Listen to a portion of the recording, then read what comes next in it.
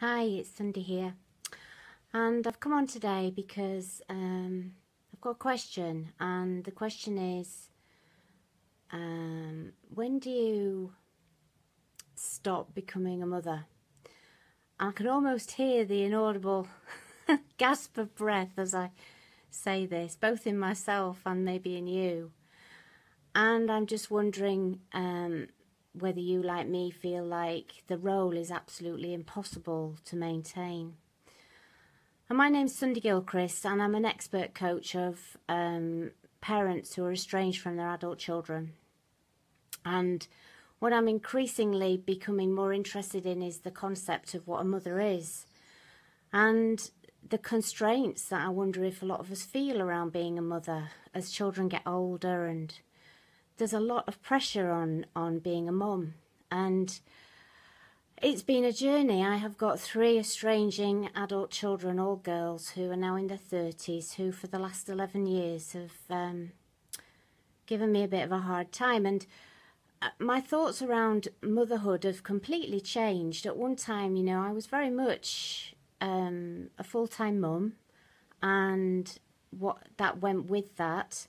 And as they've got older, it's funny, I used to think that mother and sacrifice, the mother word and sacrifice is in the same sentence, and I wasn't aware that I was sacrificing when I became a mother. It didn't feel like a sacrifice to become a mum. I didn't feel like I was sacrificing my life to become a mum, and I still did what I wanted to do. I saw that it was a choice that I'd made, and that I was happy to dig in and do the tough bits, and and I'm still happy to do the tough bits.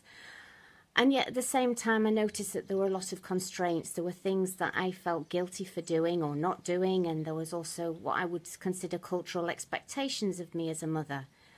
And it's now, as I get older, I'm beginning to see that more and more, that the cultural expectations of the mother role is something that most women find impossible. In fact, for me, it has been impossible to live up to that notion of what a mother is, which is somebody who sacrifices her own needs at the expense, well, not at the expense, but before her children.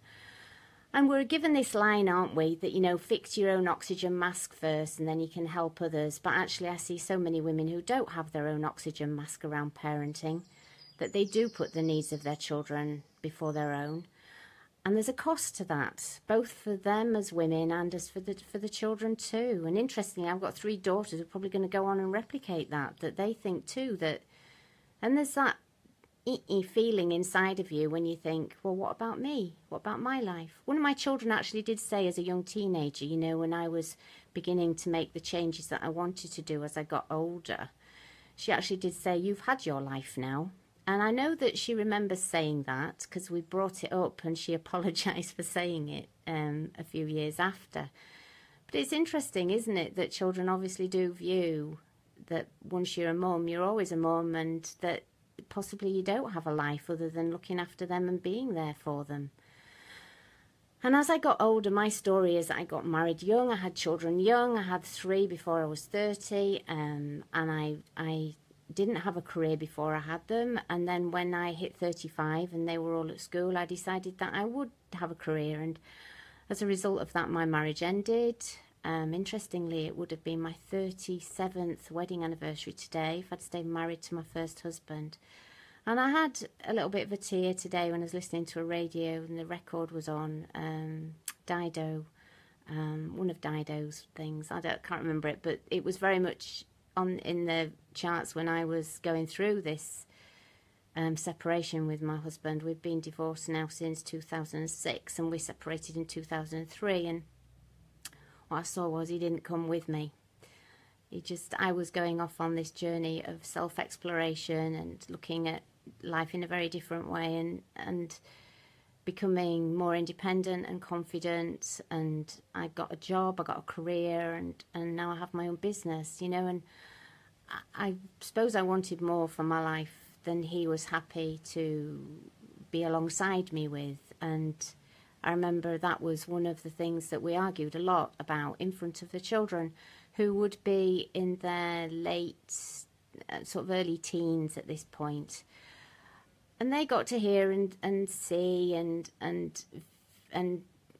just see how we were separating. We didn't separate well, and he still has anger towards me, and I know that's very common. And it's interesting, it seems that my children are also going down that same vein, that I do things with my life that they don't approve or agree with, and probably because they feel like they're not my world. And it's hard for me to actually say that, that there is a part of me that my life is my life, and I don't consider myself to have sacrificed my life for my children. It's something that I thought they would get on with their lives. This was the thing, you see. I thought that everybody would be happy with their own lives, that they would be happy for me in my life, that I didn't think that they had to be a certain way, or, that they were choosing to do things. People do things, don't they? And, you either accept them for what they're doing, that perhaps they're not in alignment with you. And so for me, I think that probably my life of self-exploration, going on courses, questioning my beliefs, values, all those sorts of things has not been what my children have enjoyed witnessing. And I don't know, maybe they get some sort of feedback from and around their other family members. I know that I've also struggled with my siblings. They don't understand me, and it's interesting, isn't it? It's almost, I see that I bring up a lot of fear in people because I'm willing to talk about stuff that people would rather stay hidden. And I find it quite easy to talk about stuff that's uncomfortable, and probably don't skirt around issues very. And I'm aware that maybe people are going to be triggered by me. And so it's interesting. But back to this role of a mother, and I so believe that when I took on the role as mother, that I didn't think that I wouldn't have a life once my children were having their own. I don't know where that separation is before where I come. I always feel that I have a responsibility to my children, and I don't have a responsibility for them. So in other words, the choices that they make now are not something that I can get involved with. They make, and I expect that to be reciprocal, that I'm making choices for my life. So for instance, I decided to go on a round the world tour, and 2 of my daughters have got young children, and the one daughter, I know that it was very much disapproved of that I was trotting off around the world while she had 2 children under the age of 4, and under the age of 3 probably at that time, seen as irresponsible and possibly more, I don't know. But I didn't know that I needed the permission and approval of my children to. That was something that I wrestled with my parents. I don't expect it to have it from my children. And I just wonder, seems to be lots of estranged parents who perhaps are living their lives, getting remarried. Divorce, I think, is a big factor, like getting remarried, they don't approve of their partners. And it just wonders, like, who's in charge here? Do we live our lives the way we are expected by our children and society in general? Or as women and mothers, do we have that permission to actually live the life that we want without being estranged?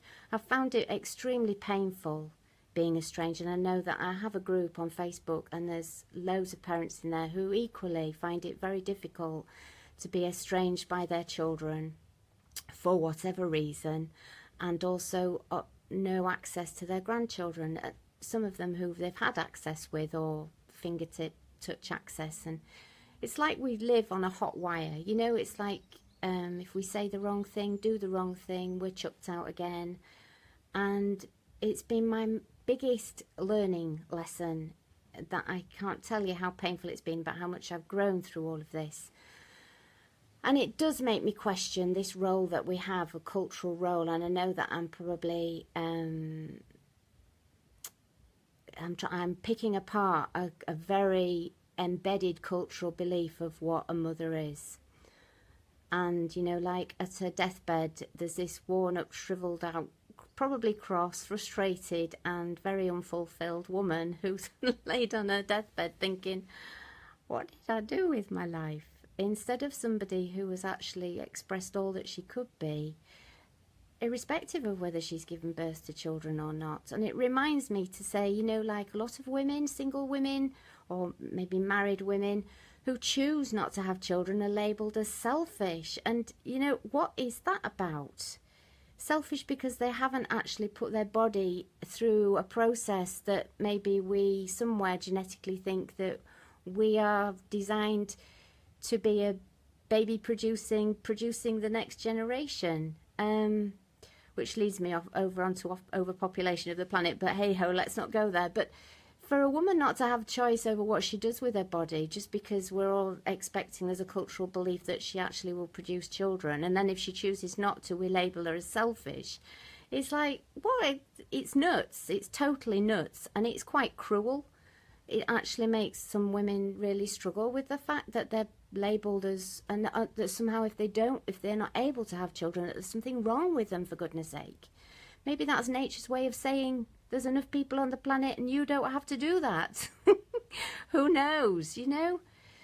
So I just find it bizarre that we have this cultural expectation that I think our children, and increasingly now I think that children actually do come along with this sort of sense of entitlement, that we are actually seen as some sort of slave, and that we don't have lives, and that we actually are just supposed to be there to provide both financially and emotionally and anything else silly that their child needs, no matter how old they are. I know that there's evidence that children aren't leaving the family home, that they stay there. Admittedly, it's probably difficult to get out when things are so expensive, but I guess there's a large part there who get all their needs met and actually don't need to actually move out. You know, they're quite happy with the status quo and don't want to take that leap of faith of creating their own lives. I suspect that we've made a rod for our own back as a society, and that actually the mothers, our expectations of ourselves as mothers, you know, it's been embedded into us that we are actually supposed to have the smallest portion, the last serving, you know, do without. Whatever women do, I know that they do. You know, they'll go without food to feed their children if they need to. Most of us, possibly, jump into a conclusion here, possibly most of us don't have to put our own nutrition before our children. We've got enough money to be able to feed ourselves as well as our kids. But it's this thing of self-sacrifice, you know, mother and sacrifice. And sacrifice implies that you're a victim, which actually then a martyr, you know, that you're giving up of your life for your children. And undoubtedly some women do. Undoubtedly some women enjoy it. That was the role that they were put, that's the role for them that they felt that they came to the planet to do, was to produce children and look after them and their family members until they go to the grave. It's not those that I'm referring this to, it's those that who are like me, who feel that they've got more in them than to be a mother only. You know, there's more in us to actually have a business, and women who work have so much trouble in, you know, should I have a childcare? What about this? What, you know, we are condemned if we go out to work or stay at home. It's a really hard road once you start having children. It's unbelievably hard, and we don't take care of ourselves, and then we don't actually say, well, I'm leaving you all and going off for a weekend. You know, for a lot of women that would be absolutely just totally not even in their psyche to think that. But we need to recharge. We are not an unending source of love, affection, time, food, money. We're just not. We just don't. We have to give to ourselves, and most women aren't particularly good at that. You know, taking time out, recharging, and then coming back refreshed. And it just surprises me that my daughters treat me like they do, because at some level they must realise that I do have a life, that I am Sundy Gilchrist, that I'm not just their mum, you know, that I'm a person, and that I have, you know, by the age of 35 I'd finished my children, I'd finished with developing a family, and I fully expected that I would be given the same rights and privileges as them, as to be able to make choices in my life that I know it affects them, and how they deal with that is up to them. And I'm sorry that some of the choices that I've made have instigated them feeling that they can't have me in their lives. It's not how I would choose it to be. And it's very possible that they get to see this. So there's another element of bringing this problem out of the woodwork, which so many women hide this away. They hide themselves away through shame and guilt that they actually have got children that don't approve, don't want them, don't like them, treat them appallingly. Some of the stories that I've heard have been much, much worse than mine, and they've been treated very badly, and we don't deserve it, you know.